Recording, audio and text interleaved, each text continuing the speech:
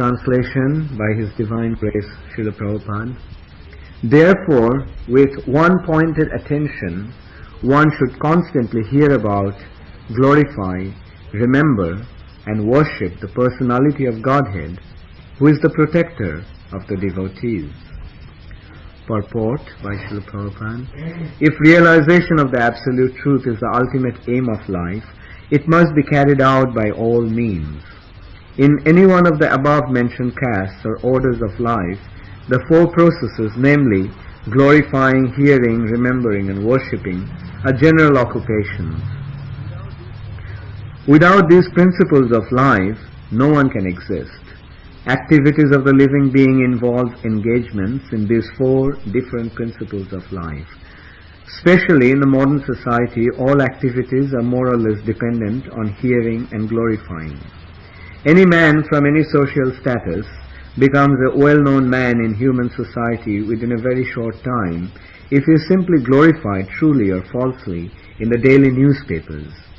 Sometimes political leaders of a particular party are also advertised by newspaper propaganda, and by such a method of glorification, an insignificant man becomes an important man within no time. But such propaganda by false glorification of an unqualified person cannot bring about any good, either for the particular man or for the society. There may be some temporary reactions to such propaganda, but there are no permanent effects. Therefore, such activities are a waste of time. The actual object of glorification is the Supreme Personality of Godhead, who has created everything manifested before us. We have broadly discussed this fact from the beginning of the Janmadasya sloka of this Bhagavatam. The tendency to glorify others or hear others must be turned to the real object of glorification, the Supreme Being. And that will bring happiness. Tasmad ekena manasha Bhagavan Shaktatangpati Shrotabba Kirtitabbascha Dheya Pujyascha Nittada. So, this verse begins with the word Tashmad. Tashmad means therefore. So to understand this Tashmad or therefore, we have to go back to the few previous verses, because this verse is actually summing it up, that because of these facts, Bhagavan, the Supreme Personality of Godhead, who is the Shattatangpati, who is the protector of devotees, he is Shrotabba, Kirtitabba, Dheya and Pujya. Shrotabba means should be heard. Kirtitabba means to be glorified. Dheya means remembered or meditated upon. And Pujyascha means, Pujya means to be worshipped. So who should we hear about? Krishna. Who should we glorify? Krishna. Who should we think about? Krishna. And who should we worship? Krishna. So this is the summary of Srimad Bhagavatam. The Supreme Personality of Godhead is the supreme worshipable object. He should be glorified, he should be remembered, and everyone should hear about him. Akale Ishwar Krishna are Shabhritya. Only Krishna is the Supreme Lord and Master, and everyone else is his servant. Now, this conclusion was not made just whimsically. Why Krishna should be glorified has been discussed in the previous few verses. Why Krishna should be glorified? So we can go back from the very third verse, but it will be too long. So I will start from the verse 11, which actually explains why Krishna should be glorified, why Krishna should be worshipped, and why Krishna should be meditated upon. Because Vadanti tat tattva vidas tattvam jajganam advayam brahmeti paramatmeti bhagavaniti shabdate. Vadanti means speak. Tat tattva vidas tattvam. Tattva vida, those who are knower of the truth. Those who know the absolute truth, they address the absolute truth as Brahmeti, Paramatmeti and Bhagavaniti. Those who are the knowers of absolute truth, they address that absolute truth as Brahma, the impersonal bodily effulgence, or impersonal Brahma Jyoti, and Paramatma, the super soul, the localized aspect of the Lord as the super soul in the heart of every living entity, and Bhagavan, the supreme personality of Godhead, who is endowed with 6 opulences. So the Supreme is endowed with 6 opulences to the absolute degree. What are those opulences? Why Krishna is God? Who knows? Abhimanyu? Why Krishna is God? That's one aspect.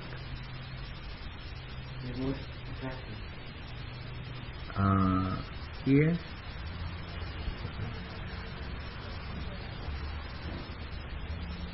Who knows?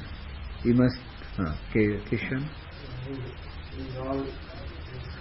He is endowed with 6 opulences.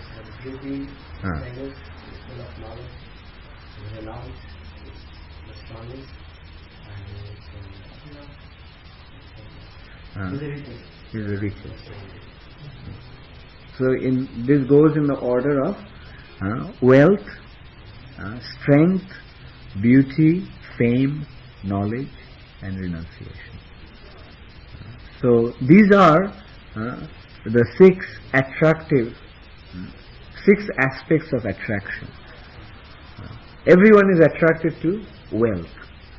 If someone is very rich, everyone becomes attracted to him. If someone is very strong, people become attracted to him. If someone is famous, if someone is beautiful, people become attracted to him. If someone is famous, people become attracted to him. If someone is very learned, people become attracted to him. And if someone is renounced, then also people become attracted to him. Now these are the aspects of attraction.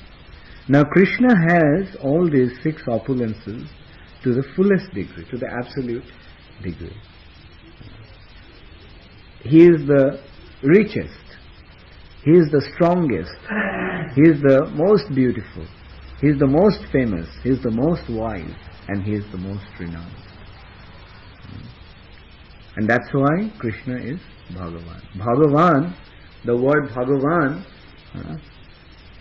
is a combination of 2 words. Bhaga and Van. Bhaga means opulences. And Van means one who has. One who has opulence. He is Bhagavan. And what are those bhaga? What are those opulences? Actually bhaga, the Sanskrit word bhaga has been translated into English as opulence, but it does not really completely reveal that understanding of the word bhaga. Sometimes we face this problem when trying to translate from Sanskrit into English, because certain expressions in Sanskrit do not have its synonym in English. Exact word is not available in English. Anyway, this bhaga has been defined the word bhaga has been defined as aisharjasya samagrasya birjasya jasasya shriya jnana vairagyayaschaiva Shannamiti Bhagangana. Bhava means Oisharja, all opulence. Samagrasya. Samagra means complete.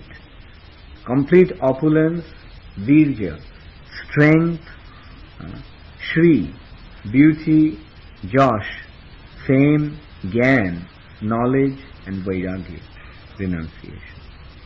Now, out of different types of transcendentalists, who sees Krishna, who sees the Supreme as Bhagavan? Who sees the Supreme as Bhagavan? Devotees. Who sees the Supreme as Paramatma? Yogis. And who sees the Supreme or Absolute Truth as Brahma Jyoti?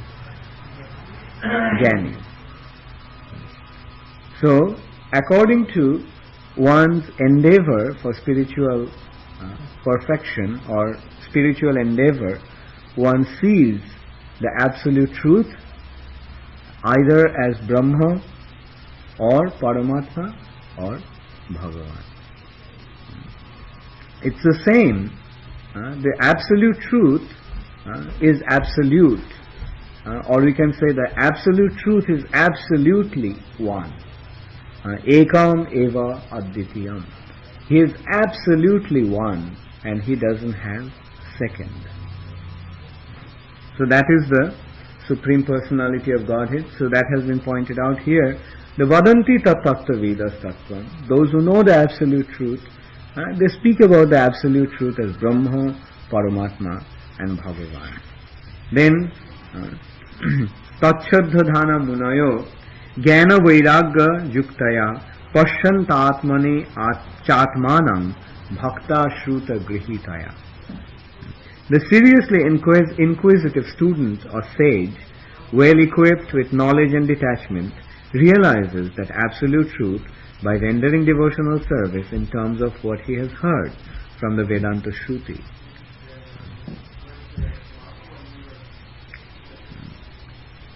The seriously inquisitive student or sage, a seriously inquisitive student, one who is trying to understand the Absolute Truth. Now we can see the previous verse says, Badanti. Those who know the Absolute Truth, they speak about the Absolute Truth as Brahma, Paramatma and Bhagavan. And in this verse it has been pointed out that those who are seriously endeavoring to learn about the Absolute Truth, seriously inquisitive student or sages, Tacchaddhana munayo. And what is the qualification of a seriously inquisitive person? Jnana Vairagya Yuktaya. He is endowed with knowledge and renunciation. A person who wants to make spiritual progress must be situated in knowledge and he must be renounced. He may be in household life, that is alright, but in his heart he is renounced. Although he is married and although he has his wife, although he is situated in his household life, but within his heart he is completely renounced. So the Jnana Vairagya Yuktaya, a seriously inquisitive student is equipped with knowledge and detachment. Without knowledge we cannot make spiritual progress. If someone doesn't know Krishna, then how can he approach Krishna? If someone doesn't know how to make spiritual advancement, then how can he ever think of making spiritual advancement? So Gyan or knowledge about the Absolute Truth, about the process of Krishna consciousness must be there. And Vairagya, because one is endeavoring for spiritual life, one naturally becomes detached from material life. Vairagya means detachment from materialistic life. Detachment doesn't mean no attachment. No, detachment means, actual detachment means higher attachment. Actually, no one can ever exist without some attachment. Now, only stones can live without attachment. Those who do not have consciousness, they only can live without, they only can exist without attachment. But anyone who is conscious must have attachment to something or other. And what is the attachment? In the material platform, people are attached to material nature and the objects of the material nature. They are attached to their cars, they are attached to their wives, they are attached to their homes, they are attached to their relatives and friends, they are attached to their money, they are attached to their addictions. There are so many attachments. But all these attachments are material. Now, a person who is aspiring for spiritual life, he also has his attachment. But what kind of attachment does he have? His attachments are spiritual. He is attached, wherever there is consciousness, as I mentioned, there must be desire and there must be attachment. But what is their desire? What is their attachment? Their attachment is spiritual. They are attached to Krishna and they are attached to everything that is relative to Krishna. And being attached to Krishna, they have become detached from matter. So when we speak Vairagya, we mean detachment from matter. Vairagya doesn't mean total negation. Rupa Goswami explained that in his verse that Prapanchika Taya Buddha. The other one is Anashaktasya Vishayan Jatharham Upajunjata Nirbandha Krishna Sambandhe Yukta Vairagya Muchyate. Anashakta, with a mood of detachment. Detachment to what? Matter. Vishayan. Vishaya means objects of the material nature. Anashaktasya Vishayan Jatharham Upajunjata. Jatharham means whatever is necessary. Upajunjata. He accepts whatever is necessary. Nirbandho Krishna Sambandhe. And how does he take that? How does he accept that? In relationship to Krishna. And that is called Yukta Vairagya. Yukta Vairagya means positive renunciation. What is negative renunciation? Kishan? Yeah, negative renunciation is just rejection of things, and even rejection or negation of the objects that are connected to Krishna. Prapanchika Taya Buddha Horisambandhi Bostuna Mumukshubhi Parittyago Vairagyan Folgu Kathate. Folgu Vairagya, or Folgu means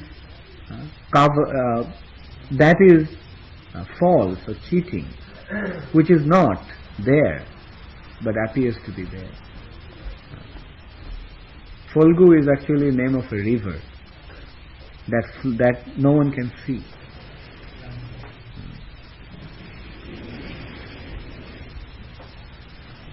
That river is in Gaya,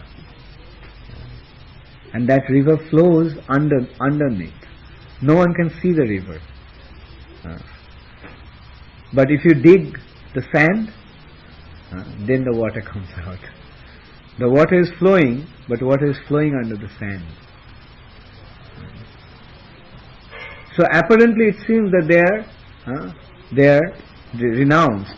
But dig a little bit, then all the desires start to come out. That is called Folgu Vairagya. Externally he is very renounced. He doesn't even have a cloth to wear. He doesn't have any possession. He lives under a tree. He doesn't even eat anything but some fruits in the forest that he gets in the wild fruits that he gets in the forest. But just dig a little bit, then you'll see millions of desires underneath. That is the meaning of Folgu Vairagya. So what is the definition of a Folgu Vairagya? Prapanchika Taya Buddha Horisambandhi Bostuna Mumukshubhi Parittyago. That Parittyago, he rejects even the Horisambandhi Bostuna, things that are related to Krishna. Like what are related to Krishna? Krishna Prasad, Krishna's devotees, Krishna's name, Krishna's service. Now if somebody rejects these things, if that means if one rejects Krishna consciousness for the sake of mumukshubhi, for the sake of attaining liberation, then that renunciation is just Folgu Vairagya, false renunciation.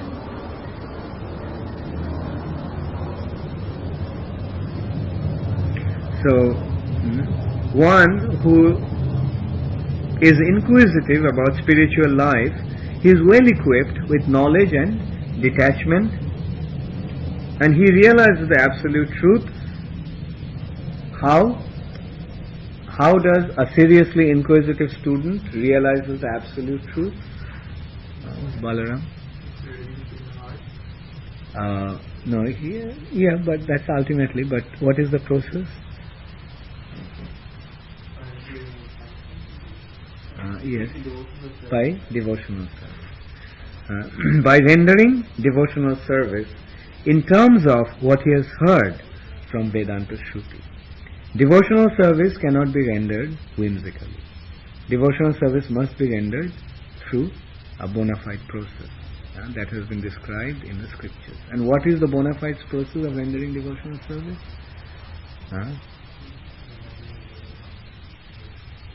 Yes. This has been described that Shruti Shriti Puranadi Pancharatra Vidhim Vina Vaikantiki Harir Bhaktir Utpatoiva Kalpate. The devotional service must be rendered according to the instructions of Shruti, Smriti, Puran and Pancharatra Vidhi. So according to this process. Now how do we render devotional service? We are rendering devotional service as Srila Prabhupada has given it to us.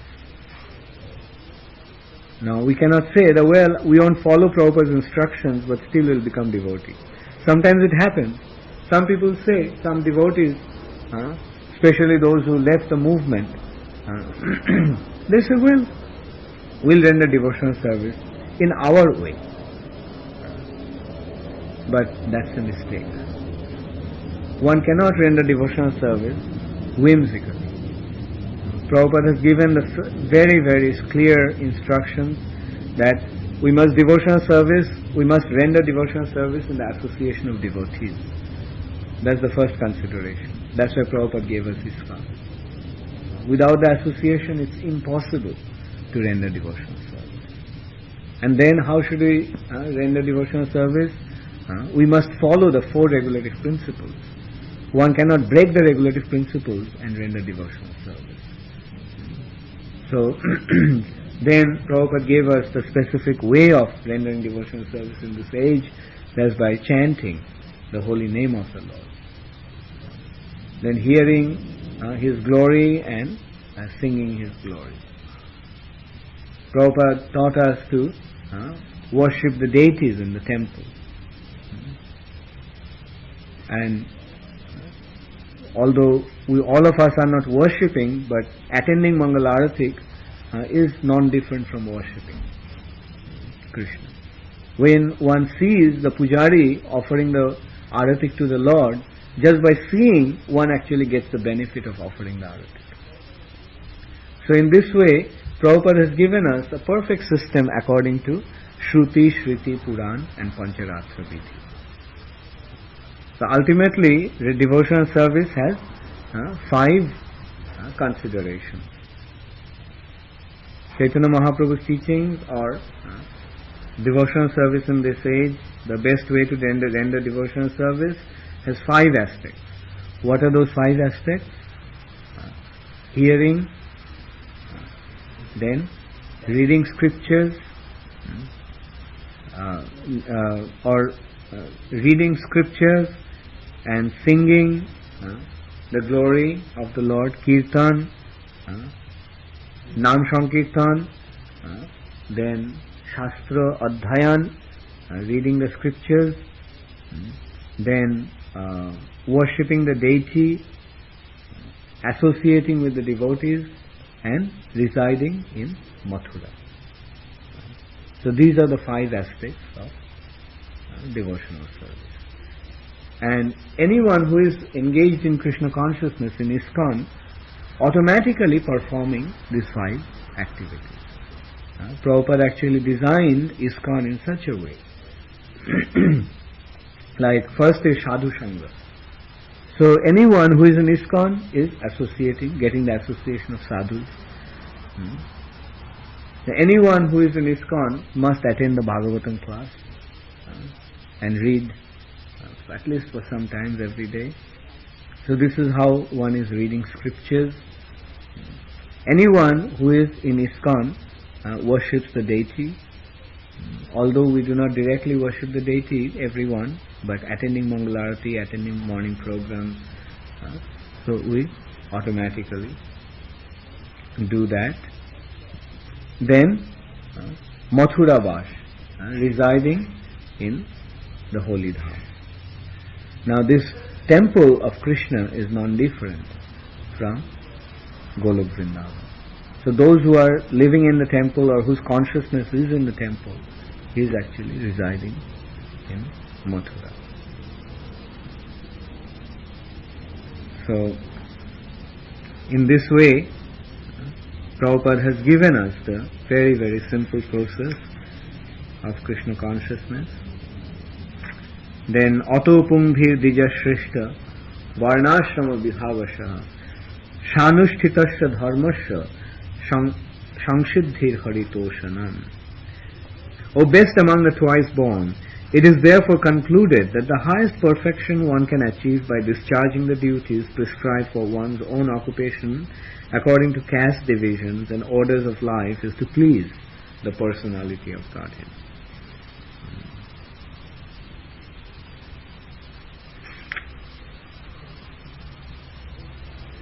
So the whole society has been divided into 4 orders of life, 4 orders, 4 varnas and 4 divisions of life.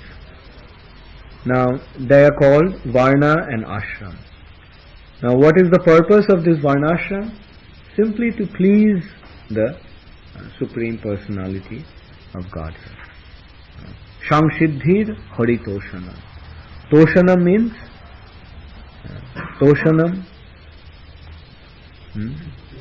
pleasing. The purpose of following the varnashram is not to gain anything material, but to please Krishna. And that's why it is said in this verse, Tashma dekena manusha bhagavan sattvatam prati. So the purpose of life is to please Krishna. So how should we please Krishna? Tashma dekena manusha. With a one-pointed attention, we must shrotabba, kirtitabba. Krishna should be heard, Krishna should be glorified, Krishna should be remembered, and Krishna should be worshipped. So I'll stop now. Thank you very much. Hare Krishna, all glories to Sri Prabhupada.